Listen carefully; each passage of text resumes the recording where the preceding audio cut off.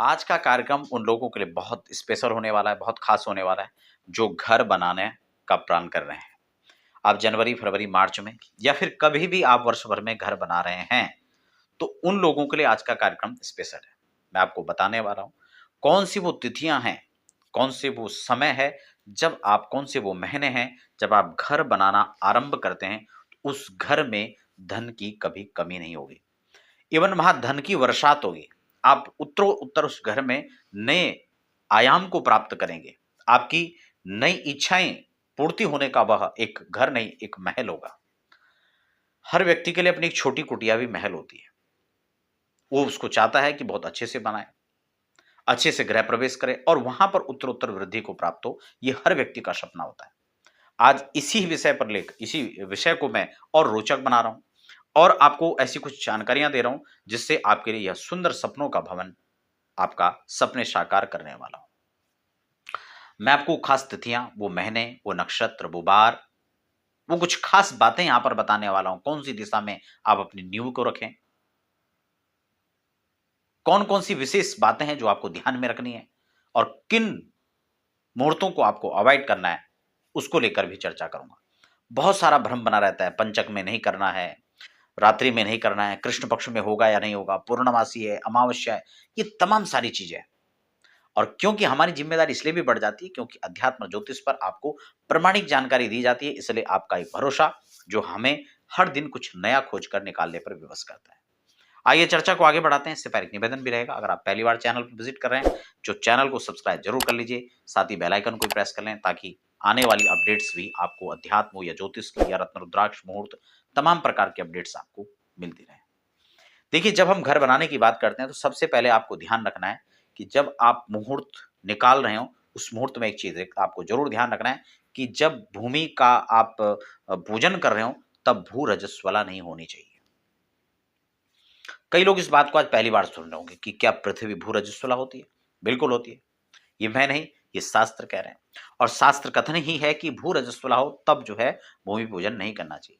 चाहे आप घर बना रहे हो या पानी के लिए आप जो है गड्ढा कर रहे हो, शिविर के लिए आप खोद रहे हो, किसी भी चीज़ के लिए आप कर रहे हो, तब आपको भू-रजस्वला में भूमि का खुदान नहीं करना चाहिए। ये कब होता है, कैसे होता है? हालाँकि इस पर विस्तार से तो मैं पहले आपको बता ही चुका हूँ, लेकिन ये सूर्य संक्रमण जब दूसरी राशि पर करते हैं, उस दिन से लेकर के आपको इन चीज़ों का एक गणनात्मक एक गणना होती है, जिसके आधार पर इसको देखा जाता है। दूसरा, यहाँ पर कौन से महीने में करना चाहिए गृह प्रवेश सॉरी गृह निर्माण, इसको हम थोड़ा समझ लेते हैं, क्योंकि गृह निर्माण का जो कार्य है, ये बहुत ही स्पेशल है, क्योंकि घर आप आज से आरंभ कर रहे हैं, कई लोग पूजन कर लेते हैं, फिर बीच में शुरुआत करना है, उसको मुहूर्त समझते हैं, उसको देखने की आवश्यकता नहीं है। भूमि का जिस दिन पूजन हो रहा है, बस उसी दिन का मुहूर्त निकाला जाता है, नींव जिस दिन रखा जाता है, नींव रखा जाता है, ठीक है ना? तो वो मास कौन-कौन से हैं, मैं आपको प्रमाण के साथ मुहूर्त चिंतामणि का जो यहाँ पर है, साथ ही मुहूर्त की जो प्रामाणिक और प्रसिद्ध ग्रंथ हैं, मुहूर्त कल्पद्रुम हो गया, मुहूर्त चिंतामणि हो गया, मुहूर्त मार्तंड हो गया, इन सब में इन महीनों को श्रेष्ठतम बताया है। मैं आपको प्रमाण के साथ यहाँ पर बता रहा हूँ, का वैसाखे धन धान्यानि च। अगर आप वैसाख के महीने में गृह आरंभ करते हैं, तो ये आपको बहुत सुंदर आपका यहाँ पर माना जाएगा। पूरे 12 महीने पर गृह निर्माण हो या गृह प्रवेश हो, उसका मैंने एक अलग से एपिसोड बना रखा है चैनल पे कि 12 महीने में गृह प्रवेश करने से क्या होता है और 12 महीने में जो गृह निर्माण है उसका क्या फल होता है, वो आप चैनल की प्लेलिस्ट में बाद में जाकर देख सकते हैं, ठीक है ना? तो यहाँ पर लिखा है कि वैसाखे धन धान्यानि च, वैसाख के माने में, वैसाख के महीने और आषाढ़े भृत रत्न्यानि च, यानी बैसाख और आषाढ़, आप नोट कर लीजिए इन महीनों को, क्योंकि आपके काम आने वाली है। हो सकता है वीडियो को आप सेव कर लें, डाउनलोड कर लें, ताकि आपको बार-बार देखने में सुविधा रहे, आप इसको बात को समझ लें। ठीक है? बैसाखे धन धान्यानि, आषाढ़े भृत रत्नानि च। 2 महीने आपको ये मैंने बता दिए। कौन-कौन से? वैसाख और आषाढ़ का वैसाख में करते हैं तो धन धान्य की वृद्धि होगी। ठीक है ना? बच्चे नौकरी नहीं लगे तो बच्चों को नौकरी, या मतलब धन के जो भी स्रोत आने के हैं, ये नहीं कि धन कहीं से बरसेगा। धन आकाश से नहीं बरसेगा, लेकिन हाँ, ऐसी व्यवस्थाएँ बनेंगी कि धरती से भी धन निकल पड़ेगा और आकाश से भी बरस पड़ेगा। व्यवस्थाएँ ऐसी बन जाएँगी, धनागम के स्रोत ऐसे बन जाएँगे, ठीक है ना? दूसरा आषाढ़े भृत रत्नानि च, दोनों महीने श्रेष्ठ हैं। अब उसके बाद तीसरे महीने की जो बात है, 6 महीने मैं आपको बता रहा हूँ जो यहाँ पर सिलेक्टेड है। कार्तिकी धन धान्यकम, कार्तिक के महीने में करेंगे तो धन धान्य की वृद्धि होगी। ठीक है ना, ये भी आपके लिए धन वर्षा का योग बनाएगा। मार्गशीर्षे वित्त लाभम, मैं उन्हीं महीनों को खासकर आपको बता रहा हूं क्योंकि घर बनाने के लिए हमें धन की आवश्यकता पड़ेगी। कई बार हम ऐसे लग्न में, ऐसे मुहूर्त में, ऐसे महीने में, ऐसे नक्षत्रों में, ऐसे तिथियों में ग्रह का निर्माण शुरू कर देते हैं कि बस घर बनने में बहुत हालत खराब हो जाती है। ना तो बैंक से लोन मिल पाता है, लोन मिलता है तो दिक्कतें उसमें आती हैं, किसी से पैसा उठाते हैं तो मिल नहीं पाता, अपना पैसा दिया हुआ था वो सही समय पर नहीं लौट रहा है, बहुत सारी दिक्कतों का सामना व्यक्ति को उस जीवन काल में उस समय करना पड़ता है। तो इन बातों को ध्यान में रखना है। ठीक है, तो कार्तिकेय धन धान्यकम, कार्तिक का महीना टिक कर लीजिए आप। मार्गशीर्षे वित्त लाभम, मार्गशीर्ष में भी वित्त का लाभ बताया गया, इसलिए इन महीनों में शुरू करें। मैं आपको तिथि नक्षत्र भी आगे बताने वाला हूं, आप धैर्यपूर्व वीडियो को सुने।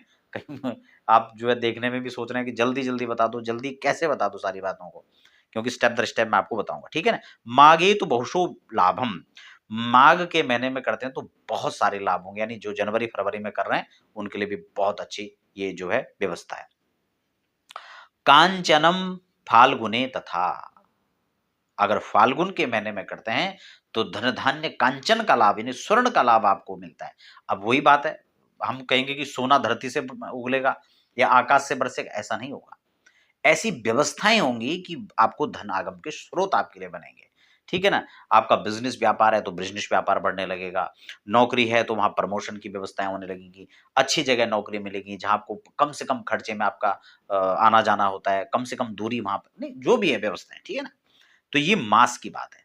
अब पक्ष को लेकर कई लोग बड़े कंफ्यूज रहते हैं, कृष्ण पक्ष शुक्ल पक्ष, इस पर बहुत ज्यादा आपको विचार करने की आवश्यकता नहीं है, क्योंकि अगर ऐसा होता तो कृष्ण पक्ष पक्ष में न तो पंचांग इसको स्पष्ट करता और न फिर मुहूर्त ग्रंथ इसको आगे बढ़ाते हैं।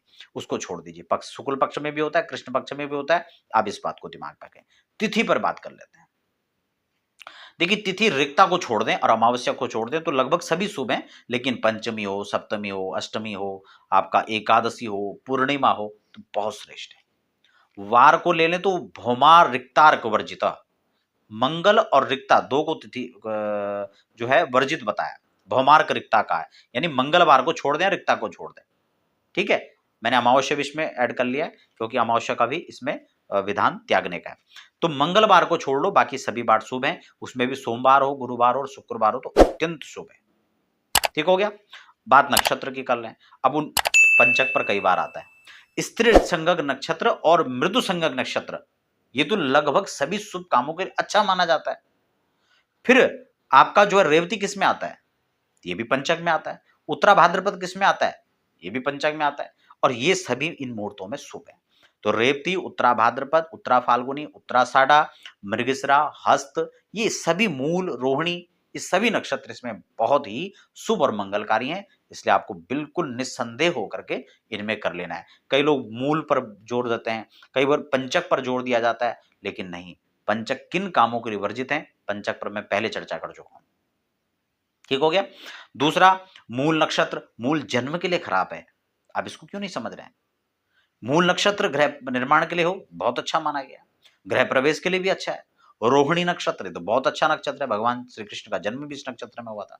पुष्य नक्षत्र बहुत अच्छा है, हस्त नक्षत्र बहुत अच्छा है, तो ये खास बहुत अच्छे नक्षत्र हैं। बाकी आप इनमें लगभग औरों में भी सामान्य में आप कर सकते हैं, ये श्रेष्ठतमों में है। लग्न की बात कर लेते हैं क्योंकि लग्न शुद्धि बहुत जरूरी है। चर लग्न को सर्वथा छोड़ देना चाहिए अगर आप घर बना रहे हैं। कई बार हम ऐसे काम करते हैं, काम वहीं ठप पड़ गया, मिस्त्री 4 दिन आते हैं, लेबर 4 दिन, ठेकेदार पैसे लेके भाग गया, बहुत सारे झंझट हैं। तो आपको वृष लगन और सिंह लगन, 2 लगन तो बहुत अत्यंत श्रेष्ठ हैं। वैसे आप कुंभ लगन भी अच्छा है, लेकिन 2 लगन बहुत अच्छे हैं। बाकी चरों को छोड़ दें तो आप द्विषभादि में भी कर सकते हैं, ये आपके लिए अच्छा है। अब चंद्र शोधन की बात करते हैं। चंद्रमा हमें खासकर देखना है कि 4, 8, 12 राशि से न पड़ रहे हो, आपकी जो भी राशि है। कई बार हमें लगता है कि नहीं ये मुहूर्त अच्छा है, लेकिन आपकी राशि से तो आपने उसको देखा ही नहीं है, जो कि सबसे महत्वपूर्ण था। तो राशि से 4, 8, 12 चंद्रमा नहीं होना चाहिए, इस बात को जरूर देख लेना चाहिए। उसमें भी अगर द्वितीय में चंद्रमा हो, द्वादश एकादश में चंद्रमा हो, पंचम में चंद्रमा हो, तो ये बहुत ही अच्छा आपको धन लाभ देगा। ठीक है ना। दिशा की बात कर लेते हैं कि कौन सी दिशा में भूमि का पूजन होना चाहिए। देखिए, वैसे तो सूर्य संक्रमण के हिसाब से सूर्य कौन सी राशि पर है उसके हिसाब से आपको जो है उस दिशा में पूजन करना होता है। मैं इस पर पहले चर्चा कर चुका हूँ। आप भूमि पूजन वाले प्लेलिस्ट में जाएँगे तो वहाँ पर आपको ये जानकारी मिल जाएगी। तो ये नहीं कि कई लोग कहते हैं ईशान्य में ही करना है या आग्नेय कोण में ही करना है, तो ऐसा बिल्कुल भी नहीं है। वो डिटेल में चर्चा है, उसको आप क्योंकि आप उस समय का भी आपको ध्यान रखना है, तो वहाँ पर जाकर आप उसको देख सकते हैं।